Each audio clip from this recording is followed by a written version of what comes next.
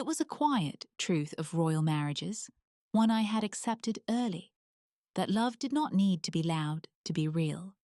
It only needed to be steady, present, chosen again and again, in small, ordinary moments no one ever wrote songs about. That was what I believed in. Not passion that burned through sense, not devotion sworn in public and broken in private.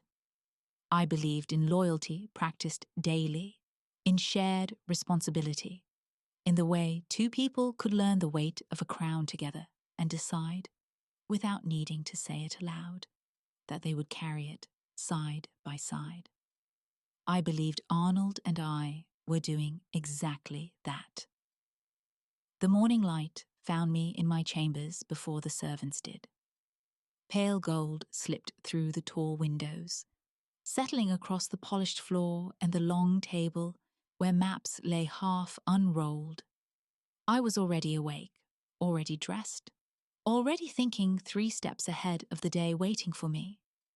That, too, was part of preparing to be queen, learning to greet each morning as if it expected something from you. I crossed the room and adjusted one of the maps, aligning the border markers with careful fingers.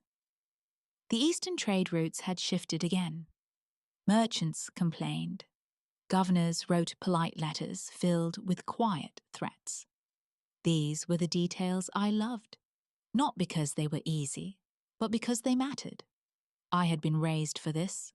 My tutors used to say I listened more than I spoke, as if it were a weakness, as if power only lived in raised voices and firm declarations. They were wrong. Power lived in understanding what was not said, in noticing who hesitated, who leaned forward, who stayed silent when others argued. Arnold used to notice those things too.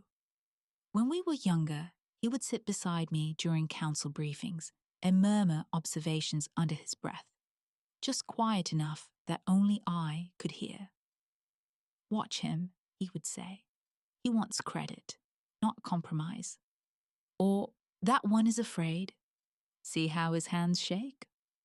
I used to think we made a good team because we saw the world the same way.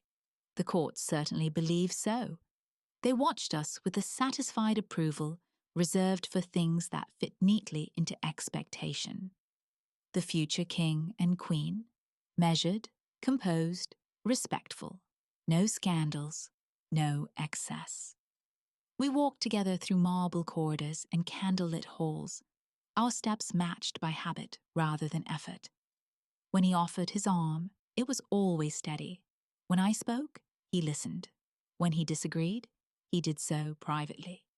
Everyone said we were fortunate. "You are so well suited," the ladies liked to tell me, voices warm with envy masked as admiration. Not everyone finds such harmony. I smiled when they said it. I believed them. That afternoon, I sat for my final fitting. The gown was not extravagant. Ivory silk, structured but unadorned, designed to endure long ceremonies and longer days. I watched my reflection as the seamstress worked, noting how calm I looked, how certain. "You carry it well, Your Highness," the woman said softly. "The weight of what's coming." "I've had time to grow used to it," I replied. That was true too. Arnold and I had been promised to one another long before affection entered the arrangement. We had learned each other slowly, carefully. There had been no grand declarations, no reckless promises whispered in gardens at midnight. Instead, there had been conversations, long ones, about governance, about reform, about what kind of rulers we would be when the crown was no longer theoretical. He spoke often of stability, of strength, of securing the kingdom's future against foreign pressures and internal dissent. I admired that in him, his sense of duty, his ambition, tempered, so I thought, by conscience. Only lately, something had shifted. Not enough for accusation, Not enough even for concern. Just a subtle thinning of presence, a delay before his replies, a way his eyes sometimes drifted elsewhere when I spoke, as if his thoughts were already engaged in another room. When I mentioned it once, gently, he smiled and pressed his hand over mine. "These last months are heavy," he said. "I'm still here, Gisell." I had nodded. I trusted him. That evening, we dined together as we often did, without ceremony, without witnesses. The meal was simple, the conversation polite. He asked about the Eastern routes. I told him my conclusions. He agreed too quickly. "You've already decided," he said, almost fondly. "I always decide," I replied. "You're the one who weighs consequences." He smiled at that, but it didn't quite reach his eyes. There was a moment, small enough to be dismissed, when silence settled between us. Not awkward, just empty. I found myself studying the way he held his glass, the tension in his jaw, the way his posture leaned subtly away from the table, as if preparing to rise. "Is something troubling you?" I asked. He hesitated. Just a fraction of a breath. Just enough. "Nothing that concerns you," he said. I should have pressed. I knew that. Instead, I accepted the answer, because it was easier than imagining what pressing might reveal. Later, alone in my chambers, I removed my jewelry one piece at a time, setting each item carefully in its place. The habits of control soothed me. Order always had. I moved to the window and looked out over the palace grounds, the lanterns glowing, the guards changing shifts, the kingdom continuing as it always had. Everything appeared intact. And yet, there was a feeling I could not name. Not fear, not suspicion. Something quieter, like standing in a familiar room and realizing suddenly that the air had gone still. I rested my palm against the cool stone and closed my eyes.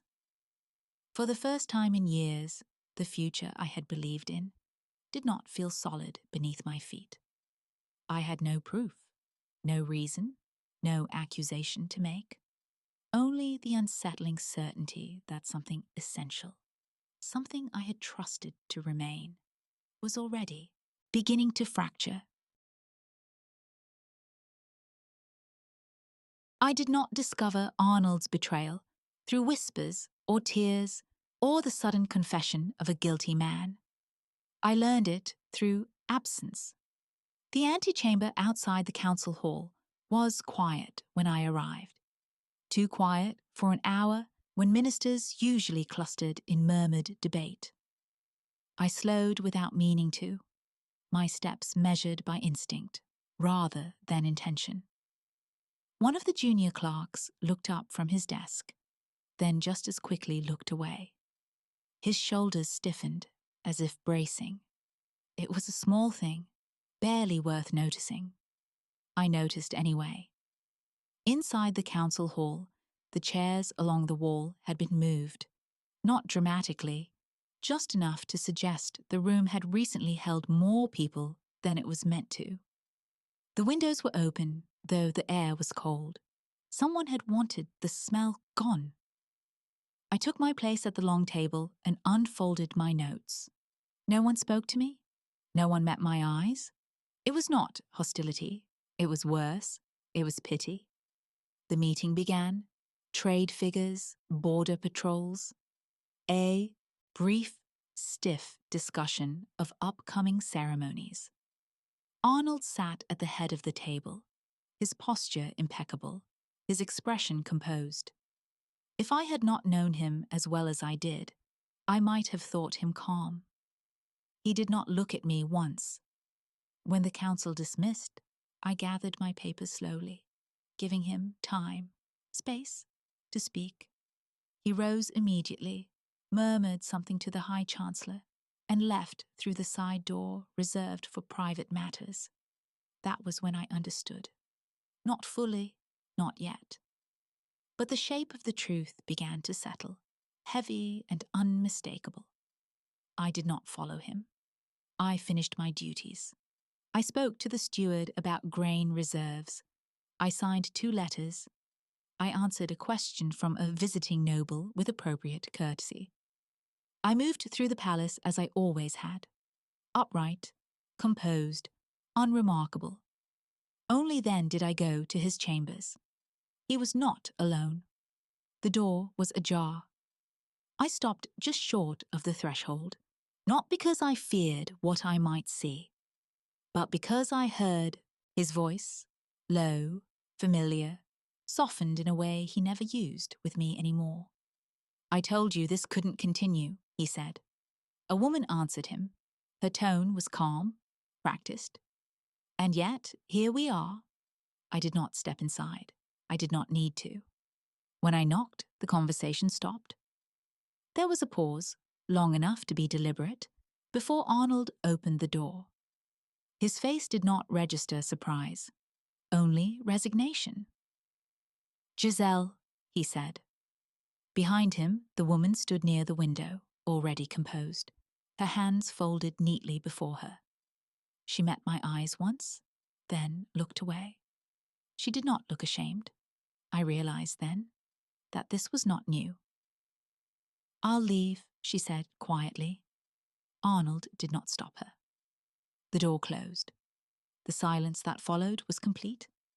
I entered the room and closed the door myself. My hands were steady.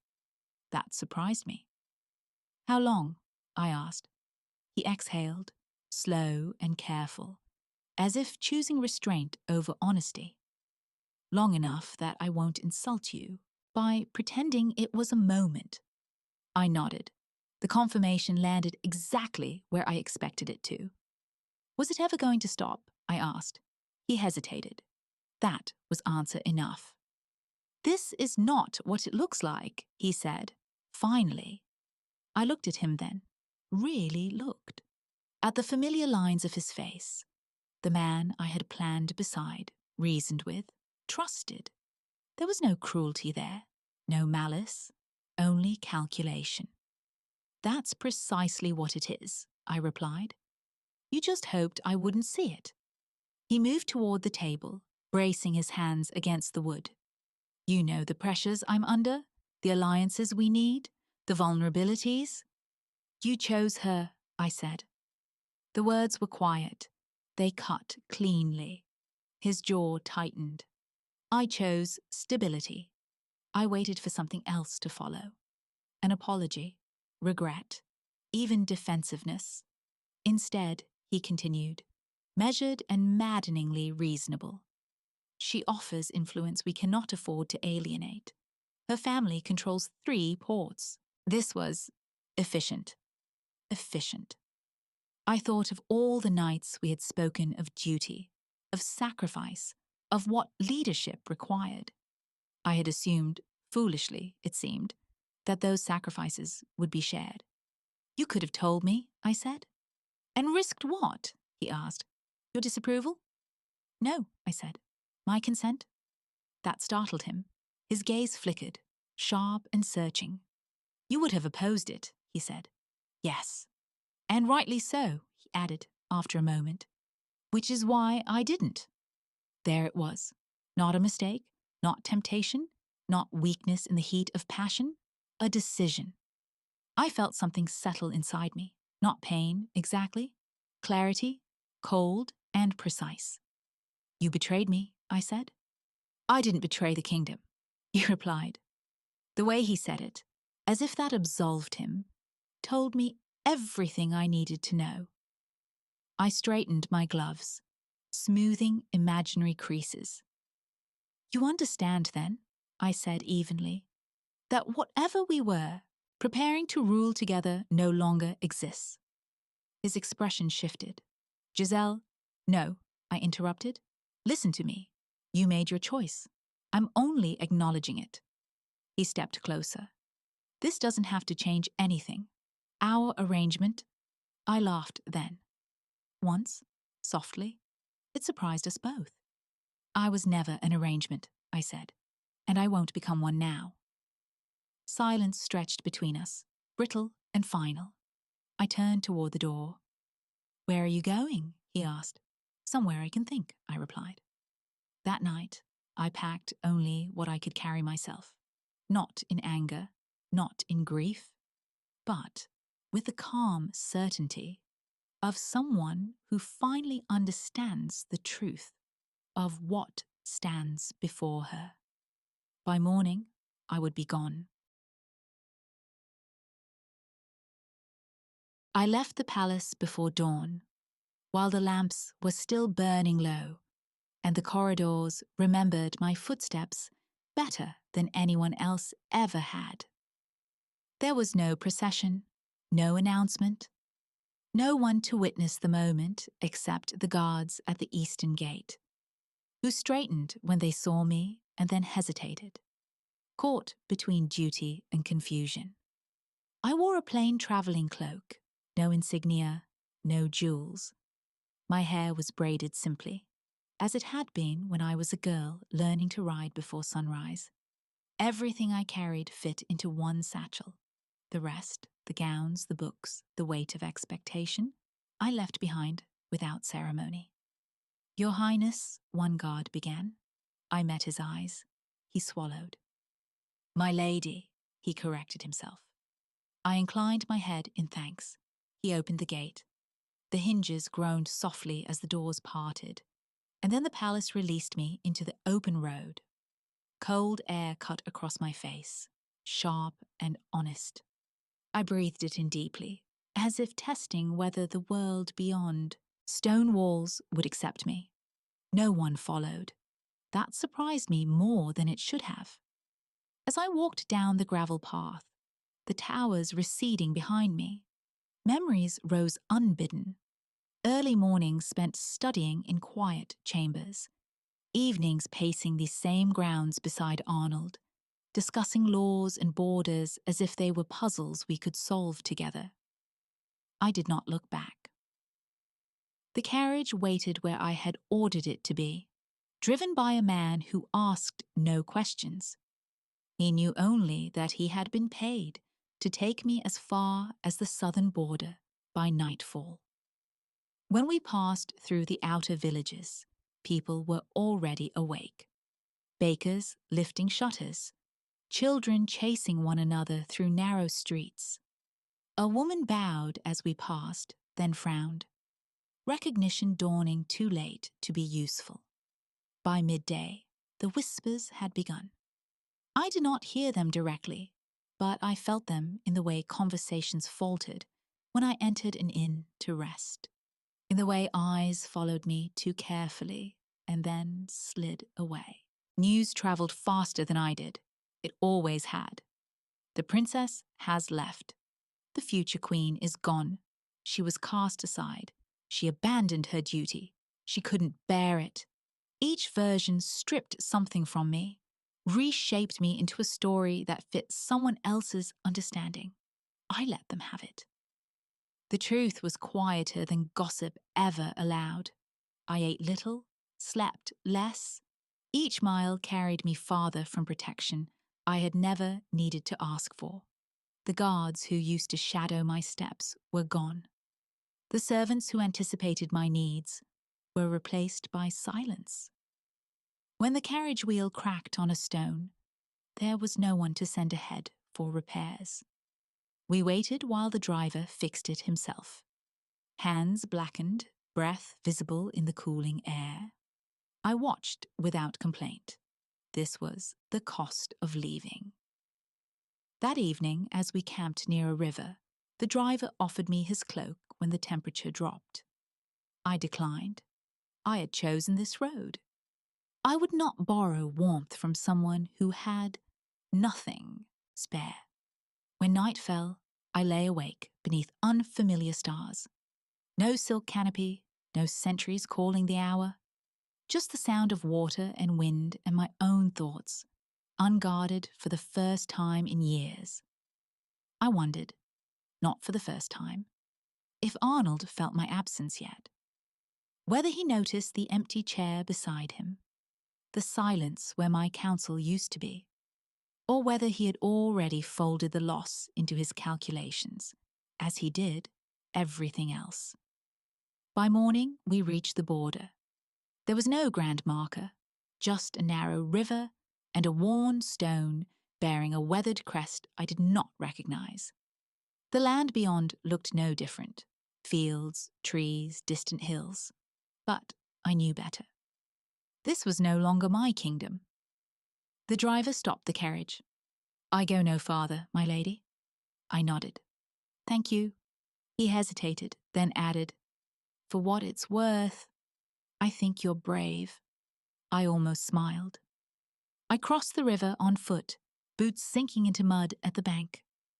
When I stepped onto the far side, there was no sensation of arrival, no revelation, only the dull awareness that something irreversible had occurred. I was no longer protected by birth or promise, no longer expected, no longer accounted for. I adjusted the strap of my satchel and began to walk. The road stretched ahead, indifferent and unmarked. For the first time since I could remember, there was no plan waiting for me at its end. And as the distance behind me grew too great to measure, the truth settled fully at last. I was alone. I learned quickly that anonymity does not soften the world, it sharpens it. In my father's halls, people stepped aside before I asked. Here, doors did not open unless I pushed. Questions were answered only after I proved they deserved answering. Names carried weight I no longer possessed. And courtesy was something earned through repetition, not birth. The first morning in the border town, I stood in the market square with my satchel at my feet and realized how little I understood of survival without structure. Coins felt lighter in my palm than I expected. Each one counted now, not as a symbol of trade, but as a measure of time. Food, shelter, warmth. The customs were different, louder, less patient. People spoke directly, sometimes bluntly, sometimes cruelly, but rarely with hidden meaning. There was no ritual politeness to soften refusal. If someone did not wish to help you, they said so plainly and walked away. I respected that more than I wanted to. I found work where I could. At first, it was small, cleaning tables in an inn that smelled of smoke and boiled grain, carrying water for a woman who brewed dyes behind her shop. My hands learned new shapes. Roughness crept into my palms. I welcomed it. At night, I slept in a shared room above the inn, wrapped in a blanket that never quite held the heat. The walls were thin. I heard laughter, arguments, the private griefs of strangers. It was humbling in a way courtly exile could never have been. No one asked who I had been, only what I could do. By the third week, my name, Gisell, had lost its edges. Spoken without title, without ceremony, it sounded like someone else's. I liked that. It let me move without the weight of expectation pressing between my shoulders. Still, there were moments when habit betrayed me. I corrected a merchant's ledger without thinking while delivering sacks of grain. He stared at the neat columns I had redrawn, then at me. I apologized and said nothing more. Later, he offered me another day's work. No questions asked. That was how it worked here. Utility before curiosity. I noticed him for the first time on a grey afternoon, when the wind carried the promise of snow. I was unloading crates near the river docks, my cloak pulled tight, my fingers numb despite the effort. A group of soldiers passed through the square, not in formation, not imposing, but unmistakable in bearing. They spoke little. People stepped aside without fear, but with respect. He walked among them, not ahead. That, too, I noticed. He was dressed plainly for someone of rank. Dark coat, worn boots, no visible insignia.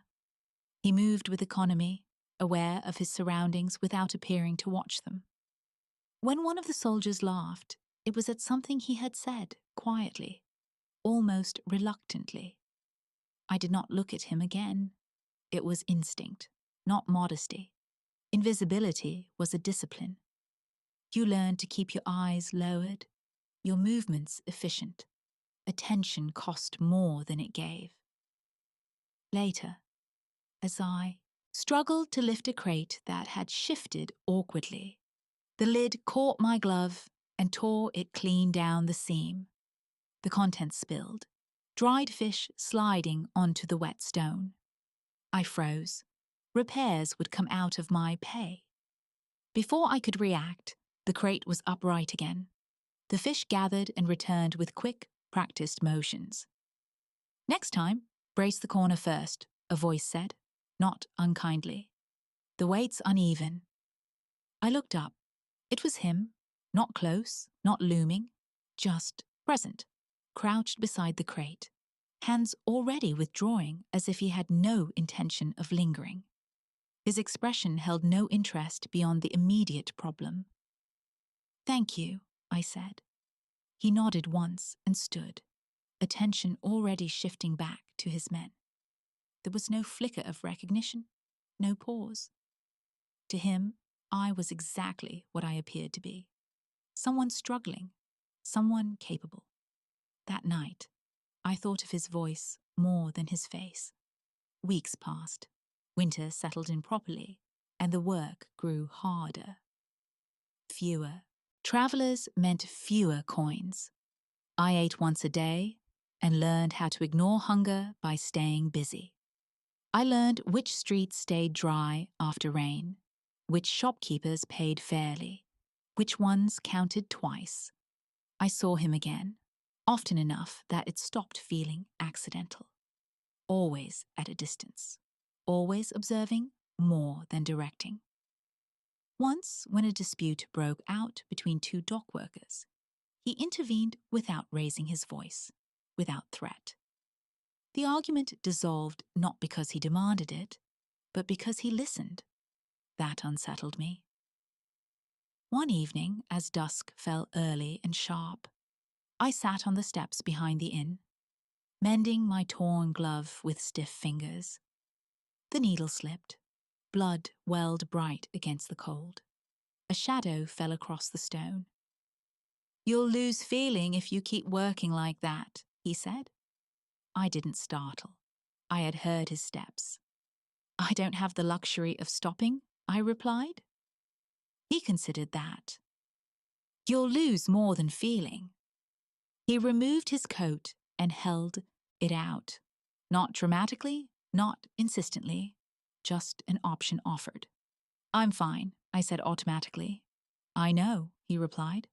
"That's not the point." I hesitated. He waited. In the end, I accepted.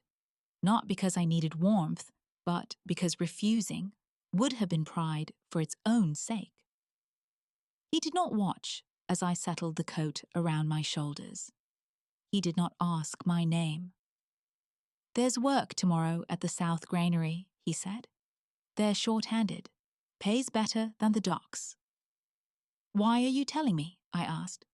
"Because you'll show up," he said, simply. "And because it's colder than it needs to be." Then he stepped back, already turning away.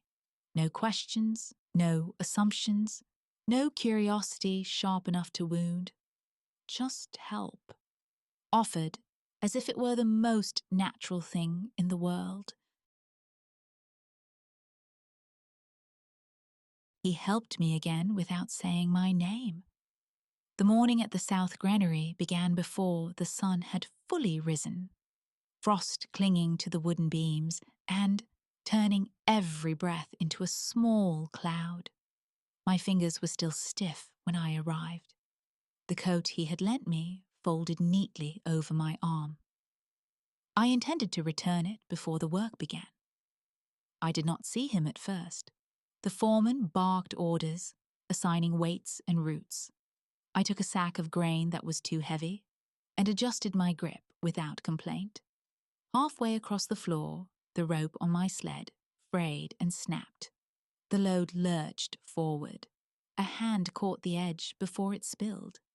"Angle it," Ramses said, as if we had been working together for years. "You'll save your back." He steadied the sled until I had it balanced again, then stepped away.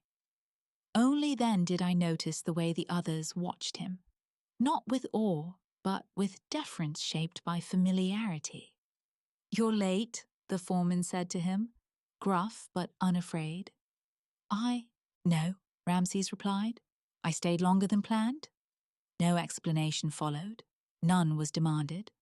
I handed him his coat. "Thank you. Again." He took it, then paused. "Keep it. You'll need it longer than I will." "I can't."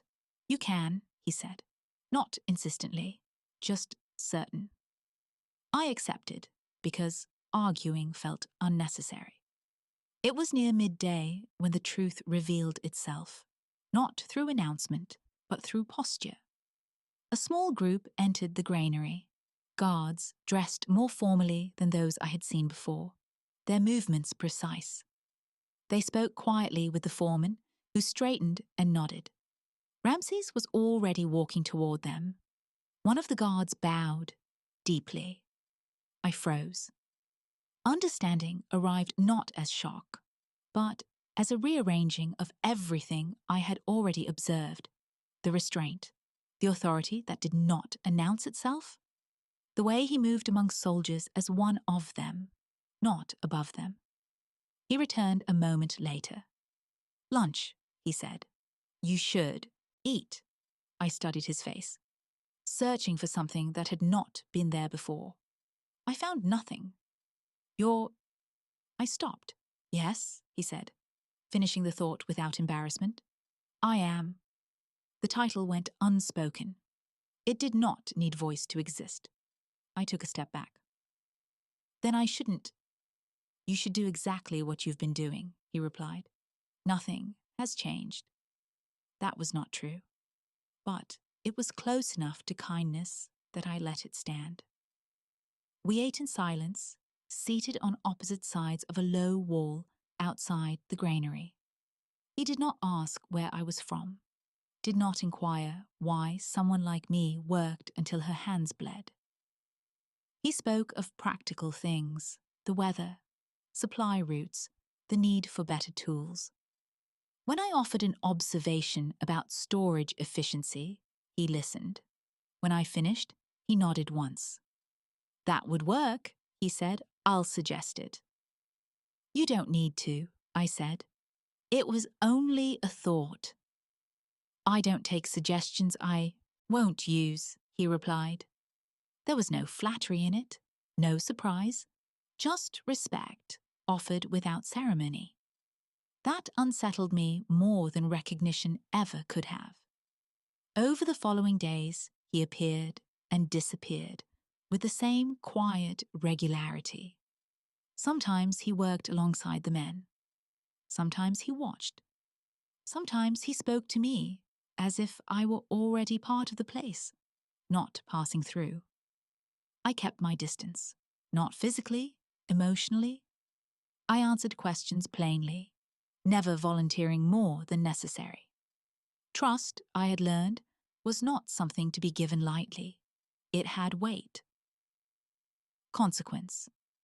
Once, as we walked back from the granary together, he asked, "Why do you keep leaving before the work is done?" I considered the truth, then offered a version of it. "I don't like being owed." He accepted that without comment. I thought of Arnold often, despite myself, of the way he had spoken of alliances, as if people were pieces to be placed, of the constant reaching, always forward, always upward, never pausing to see who stood beside him. Ramses did not reach, he stood. One evening, as snow fell thick and sudden, I slipped on the stone steps behind the inn. My ankle twisted sharply. Pain flared white and immediate. I sat there, breath shallow, waiting for it to pass. Ramses appeared without urgency, as if he had been meant to be there. "You're hurt," he said. "I'll manage." He crouched, examined the ankle with gentle efficiency. "You won't manage alone." He lifted me without effort, without asking permission I could not give. The contact was careful, impersonal. When he set me down inside the warm entryway, he stepped back immediately. "There's a healer nearby," he said. "I'll have someone bring you food." "You don't have to." "I know," he replied. "That's why I am." Later, lying in a borrowed bed, with my ankle wrapped and the storm raging outside, I stared at the ceiling and waited for the familiar tension to return, the constant vigilance, the readiness to be disappointed. It did not. For the first time since I had left, I slept without fear of what morning might demand of me. And in that quiet, unexpected peace, I realized something that frightened me more than exile ever had. I felt safe. I did not trust my heart anymore, not because it had led me astray, but because it had endured too much and learned to survive by adjusting its expectations. It had grown careful, observant. It no longer rushed toward warmth, without first asking what it would cost.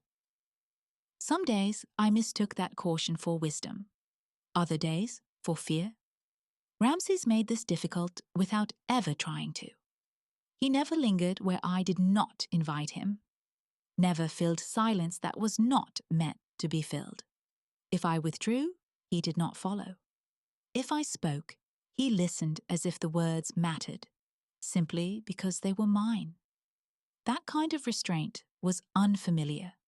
It left room for thought and for doubt. I told myself I was grateful. That was the safest explanation. Gratitude did not require risk. It did not demand vulnerability. It did not ask me to imagine a future that could fracture again. Yet my body betrayed me in small, treacherous ways. I noticed how I slept more deeply when he was nearby, how my shoulders loosened when his voice carried through a room, how I found myself gauging the day, not by what needed doing, but by whether I might see him before dusk. I hated that awareness. I had been loyal once, thoughtfully, completely. I had believed that choosing someone meant standing still beside them, even when the ground shifted. That belief had not shattered in anger. It had eroded quietly, leaving behind something harder, sharper. Now, I wondered what loyalty even meant. To the past, to a promise that no longer existed, or to myself. Ramses never asked for anything. That was the problem. If he had demanded affection, or certainty, or even explanation, I could have resisted him easily. Resistance was familiar. It gave shape to fear. But his absence of expectation left me alone with my own wanting. And that was far more dangerous. One afternoon, as we worked through supply accounts together, I corrected a miscalculation without thinking. He noticed immediately. "You see patterns," quickly, he said, not looking up. "You always have." I stilled. "You make it sound as if you've known me longer than you have." He met my gaze calmly. "I notice what's in front of me." There was no implication in his tone, no probing curiosity, just truth.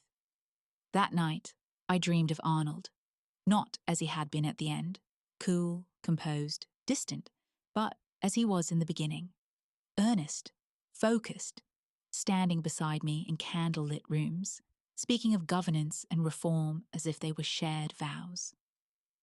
I woke with my chest tight, the memory clinging like frost. The letter arrived 2 days later. The courier found me near the granary and asked my name.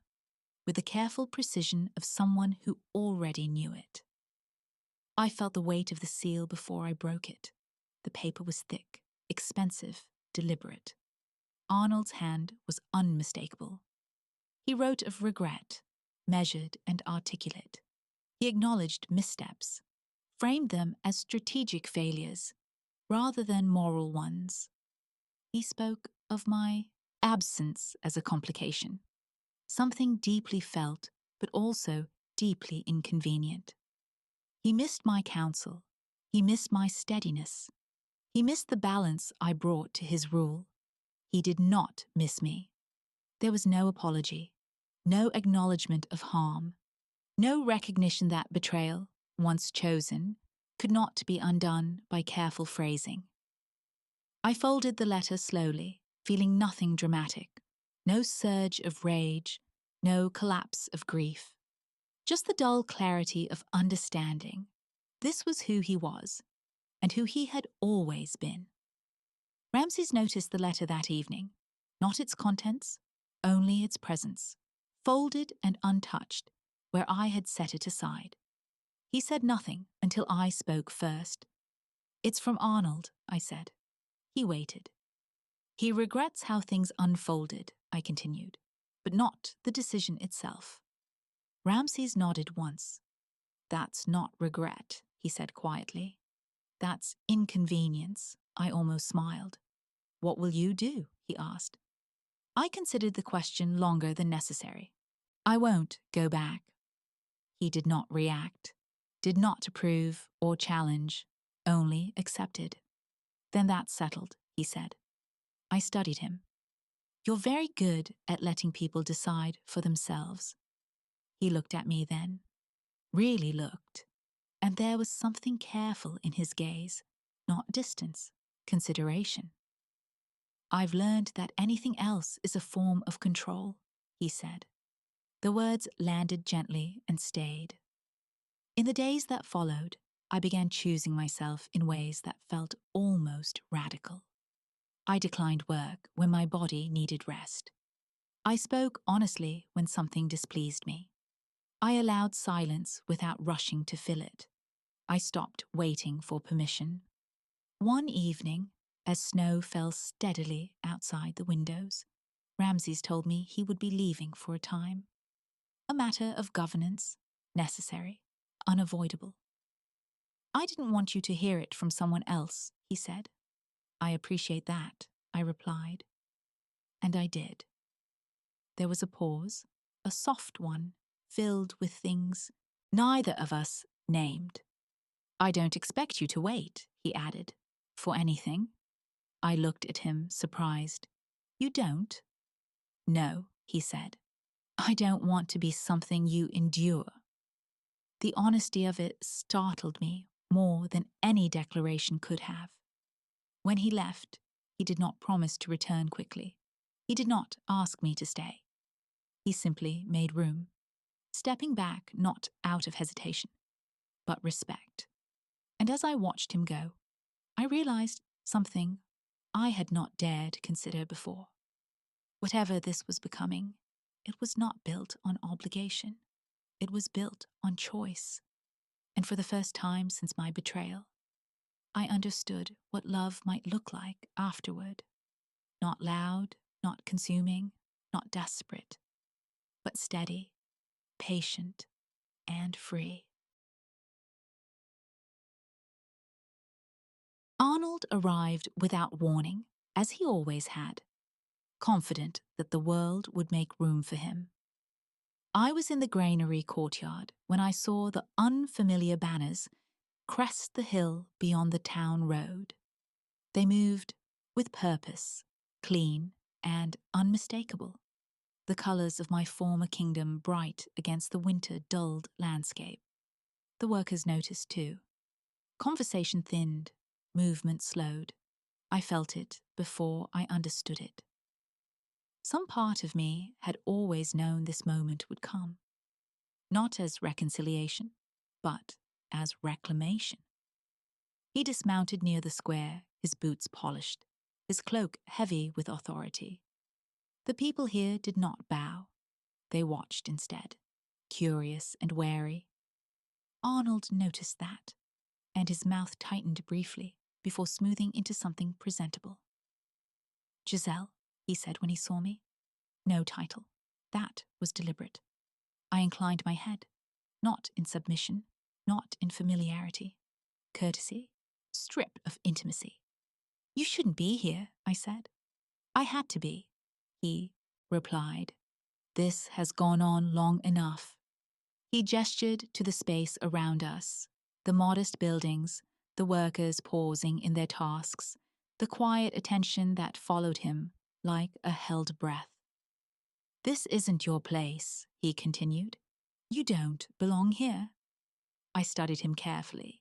He looked thinner, more alert. Power had sharpened him, as it always did. He was not repentant. He was resolved. You've come to take me back, I said. He hesitated, just slightly. I've come to offer you what was always meant to be yours. We spoke privately after that, inside a small office that smelled of grain and ink. The contrast was almost cruel. He did not waste time. I made mistakes, he said. I won't pretend otherwise. I misjudged the consequences. I underestimated you. I waited. But the situation has changed, he continued. The alliance has stabilized. The court is manageable again. And your absence has been felt. I'm sure it has, I said. He leaned forward. Come back with me, as my queen, as my equal. The power you were promised is still there. The reforms we planned, you can finish them. And her? I asked quietly.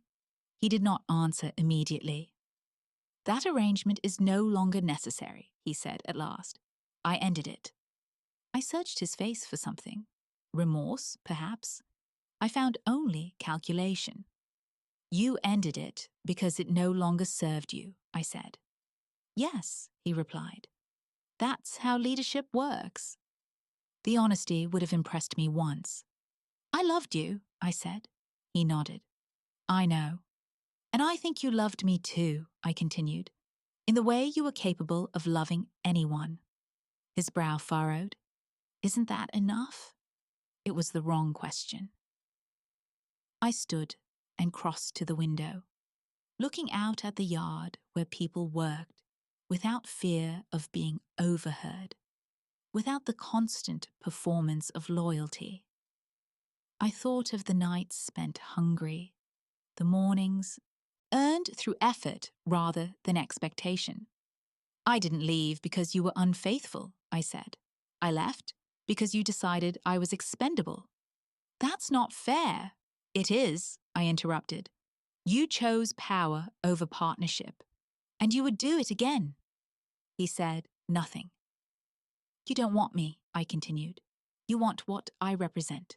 Stability, credibility, control. His voice softened. You make it sound so cold. Because it is, I replied. When I left the room, Ramses was waiting in the courtyard. He had returned that morning. He must have known what Arnold's arrival meant. He said nothing. He only watched me, carefully, as if giving me space to exist without influence. Arnold followed me out. This is the man? He asked, his tone polite but dismissive. The reason you're throwing everything away. Ramses did not respond. There is nothing between us, Ramses said finally, looking at me, not Arnold. Not unless she chooses it, Arnold scoffed. He offers you nothing, he said to me. No crown, no future, no protection. Ramses met his gaze calmly. I offer the truth, he said, and the freedom to leave if she wishes. Silence fell between them, two visions of power standing quietly opposed. I felt the choice settle fully then, not as conflict, as recognition. I turned to Arnold. I loved you because you were steady, I said, because you made me feel necessary, because I believed we were building something together. I paused. but I cannot return to a life where I must make myself smaller to be included." He looked at me as if seeing me clearly for the first time, and not liking what he saw. "You're choosing uncertainty," he said. "Yes," I replied, "because it's honest." I faced Ramses then. "I don't know what comes next," I said. He nodded. "Neither do I." That was enough. Arnold left before sunset, his banners retreating the way they had come. This time, no part of me followed them. That night, as the town settled into quiet and the future lay unshaped before me, I understood what I had done. I had not chosen a man. I had chosen myself, and everything changed because of it. I agreed to marry Ramses on an ordinary morning, and I understood immediately why that mattered. There was no urgency in it, no fear driving the decision, no sense of escape. The choice did not feel like a door closing behind me, but like one opening forward, quietly, without ceremony, because it had never been locked in the first place. We were seated across from one another in the South Hall, the long table between us scattered with reports and correspondence. The windows were open just enough to let in cool air and the distant sounds of the city waking. It was a working morning, like many others. That, too, felt important. Ramses was reading slowly, his attention complete. I watched the way he paused at certain lines, the way he considered implications before reaching for his pen. We had learned how to work together without claiming space from one another. When he spoke, it was to ask, not to instruct. When I answered, he listened as if the response might change his thinking. Often did. I set my pen down and folded my hands, feeling the weight of the moment settle. Not heavily, but firmly. "I've been thinking about what comes next," I said. He looked up at once, not surprised. He had learned to hear that tone. "And?" he asked. "I don't want my future to be defined by what I survived," I said. "I don't want to build a life that exists only because another one failed." He said nothing. His stillness invited honesty rather than performance. "I don't want to marry you because you offered me shelter," I continued, "or because you were decent when I had reason to expect cruelty. Those things matter, but they are not enough." Ramses leaned back slightly, giving me space rather than pressure. "Then tell me what is." I drew a breath. "I want to marry you because I am not smaller beside you," I said. "Because I am asked, not managed. Because I am challenged without being undermined. Because when I imagine governing again, it is not something I do for you, but with you." He absorbed that carefully. "If you choose this," he said, "you won't disappear into my reign. You won't be protected from consequence or hidden from responsibility. There will be days when the work costs you comfort. Days when people will test you because of where you came from." "I know," I said.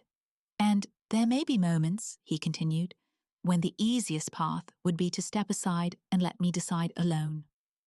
"I won't," I said. That earned a small, genuine smile. "Then yes," he said simply. There was no kneeling, no formal proposal, just agreement reached honestly and without spectacle. The political consequences followed quickly. Some were predictable, others were not. Messages arrived from neighboring courts, carefully worded, politely curious. Some expressed approval, recognizing the strength in a union forged through shared governance rather than conquest. Others probed for weakness, wondering whether my past made me pliable or dangerous. Ramses answered none of them alone. "She will speak for herself," he told his council, as she always has. In private meetings, I was not introduced as an addition or an advantage. I was presented as a partner. When disagreements arose, Ramses did not smooth them over for the sake of unity. He allowed tension where it served clarity. You don't need to agree, he told his advisors once, but you do need to listen. That earned me resistance from some quarters and respect from others. There were questions about Arnold, about my former kingdom, about whether my return to power here would provoke retaliation or unrest. Ramses never asked me to justify myself. When the matter arose publicly, he responded with a truth no one could argue without exposing themselves. She left a crown, he said. If ambition guided her, she would have stayed. The preparations were restrained. There would be witnesses. Of course, this was not a private matter, but no attempt to dress the union in grandeur it did not need. The ceremony was designed not to impress, but to endure. On the morning itself, I dismissed the attendants after they laid out the gown. I'll dress myself, I said. They hesitated, then obeyed. The mirror reflected a woman I recognized, but differently than before. The lines of her life were visible now. The steadiness was earned, the certainty quieter, deeper. The gown was simple, structured, elegant, unburdened by excess. No inherited jewels, no symbols borrowed from someone else's reign. My hair was braided back plainly, the way I wore it when I needed to think clearly. When I entered the hall, the room stilled, not in awe, but in attention. Ramses stood waiting at the center, not elevated, not framed by guards. When he saw me, his expression softened, not with possession, but with recognition. He did not reach for me until I reached him. The vows were brief and precise. We spoke of shared authority, of counsel freely given and received, of standing together when agreement came easily and when it did not. There were no promises of protection, no illusions of permanence without effort, only commitment, defined honestly. When the words were finished, nothing in me felt surrendered, only aligned.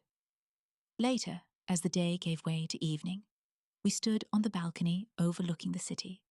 Lanterns were being lit below, one by one, turning the streets into a slow constellation. The sound of life carried upward, voices, footsteps, the ordinary movement of people who would never know the details of my choices, only their consequences.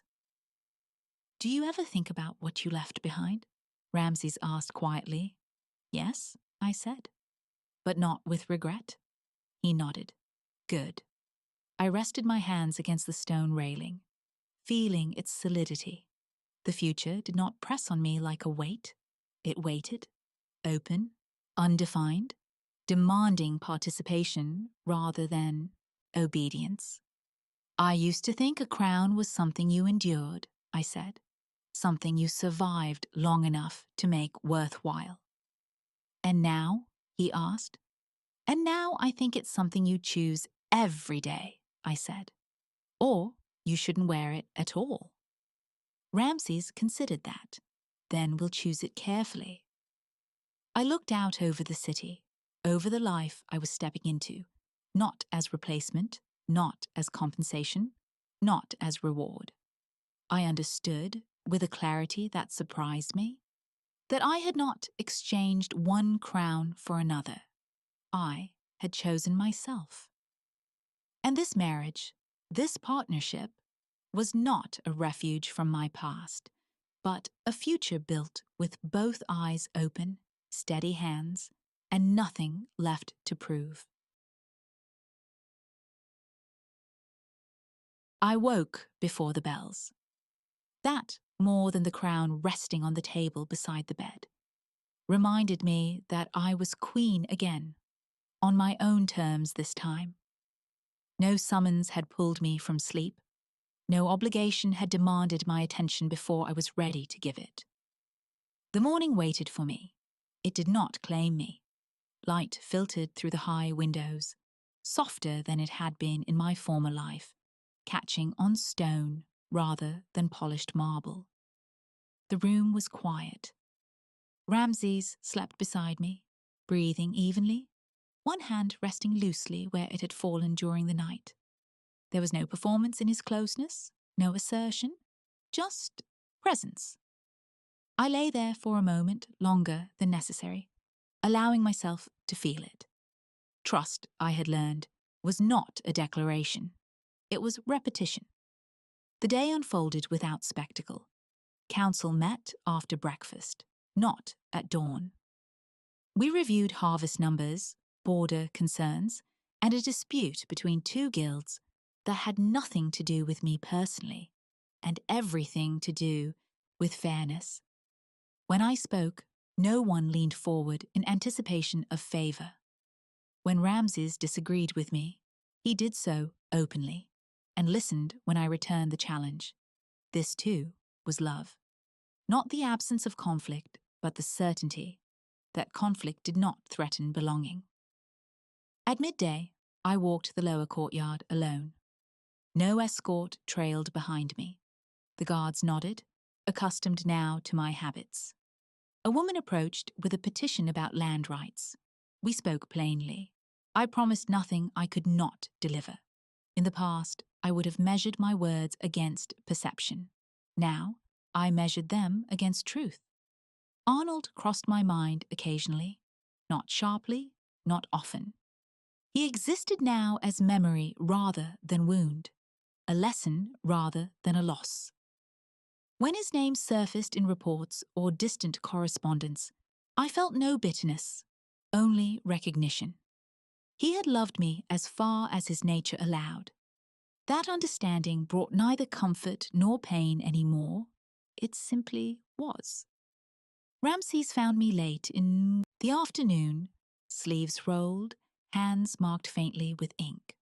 He offered me a cup of tea without comment and sat beside me on the stone bench overlooking the gardens. We watched the gardeners work in companionable silence. "You handled the guild matter well," he said eventually. "So did you," I replied. We did not thank each other. We did not need to. That evening, we ate simply. No formal seating, no observers. We discussed the next season's plans and whether the northern road would withstand another winter. When I tired, Ramses noticed and shifted the conversation without drawing attention to it. This, too, was love. Not grand gestures, not rescue, just the steady consideration of another person's limits. Later, as night settled and the city quieted, I stood at the window alone. The reflection that met me in the glass was familiar, but altered. The woman there carried authority easily now, not because she had claimed it, but because she had earned it. I thought of the girl I had been, so certain that endurance equaled devotion, so willing to disappear into a future she believed was inevitable. I wished her well. Ramses joined me without a word, his presence warm at my side. He did not ask what I was thinking. He did not need to. When he spoke, it was only to say, "You don't have to carry everything." "I know," I said. And I did. That knowledge settled deeper than any vow. As we turned away from the window and toward the life waiting beyond it, I understood something I had spent years mistaking. Love was not perfection. It was not safety guaranteed by promises. It was not passion used as proof. Love was presence, loyalty chosen daily, and the quiet, unwavering decision to stand together without asking the other to become less. This was the life I chose, and every morning I would choose it again. Thank you for listening. If this story found a place in you, come back when your heart wants another. With love, Claire,